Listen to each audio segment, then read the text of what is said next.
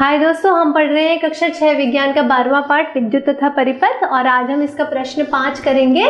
विद्युत स्विच को उपयोग करने का क्या प्रयोजन है? कुछ विद्युत साधित्रों के नाम बताइए जिनमें स्विच उनके अंदर ही निर्मित होते हैं। तो हमसे पूछा गया है विद्युत स्विच के बारे में। ठीक है, तो विद्युत स्विच क्या है? स्विच एक सरल युक्ति है जो कि विद्युत धारा के प्रवाह को रोकने या प्रारंभ करने के लिए परिपथ को तोड़ता अथवा पूरा करता है। ठीक है, जैसा कि हम सबने ही पढ़ा था कि स्विच का प्रयोग हम कब करते हैं? जब यहाँ पर एक बल्ब लगा है। ठीक है, ये मान लीजिए हमारा बल्ब लगा है।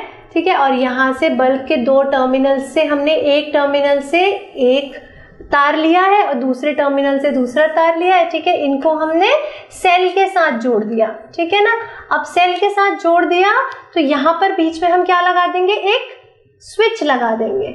ठीक है, जब हम इस स्विच को यहाँ पर मिलाएंगे तो क्या होगा? हमारा परिपथ पूरा हो जाएगा और बल्ब जल जाएगा। और जब हमें इस बल्ब को नहीं जलाना है तो हम इस स्विच को यहाँ से फिर हटा देंगे, अलग कर देंगे, इधर ऐसे कर देंगे। ठीक है ना, तो इसका मतलब क्या है? स्विच की वजह से हम विद्युत के प्रवाह को रोक सकते हैं या फिर प्रारंभ करने के लिए परिपथ को हम तोड़ भी सकते हैं। ठीक है, यानी परिपथ को जोड़ने और तोड़ने के लिए किसका प्रयोग किया जाता है? स्विच का प्रयोग किया जाता है। उसके बाद कुछ ऐसे अप्लायंसेस के नाम बताने हैं जिनमें कि विद्युत स्विच उनके अंदर ही निर्मित होते हैं। तो ऐसी चीजें होती हैं जैसे माइक्रोवेव। ठीक है, उसमें हम टाइमर लगाते हैं और उतने टाइम के बाद हम देखते हैं कि स्विच अपने आप बंद हो जाता है। या फिर जो बिजली वाली ऑटोमेटिक जो हम प्रेस इस्तेमाल करते हैं, इस्त्री जो हम इस्तेमाल करते हैं ऑटोमेटिक वाली, वो भी जब बहुत ज्यादा गर्म हो जाती है तो अपने आप ही बंद हो जाती है। ठीक है, उसमें भी अंदर स्विच लगा रहता है। इसी तरह टोस्टर, जब हम ब्रेड को टोस्ट करने लगाते हैं तो टोस्ट होने के बाद टोस्टर खुद ही बंद हो जाता है। जब ब्रेड रोस्ट हो जाती है तो टोस्टर का स्विच अपने आप ही बंद हो जाता है, उसमें हम टाइमर लगा सकते हैं। ठीक है,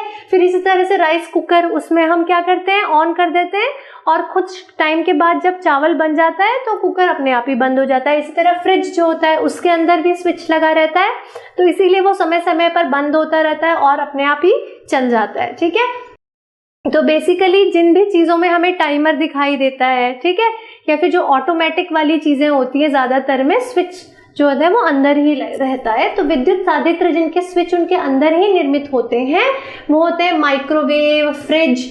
ठीक है, चावल कुकर यानी राइस कुकर जिसमें चावल बनाते हैं वो वाला कुकर जो आता है बिजली से चलता है।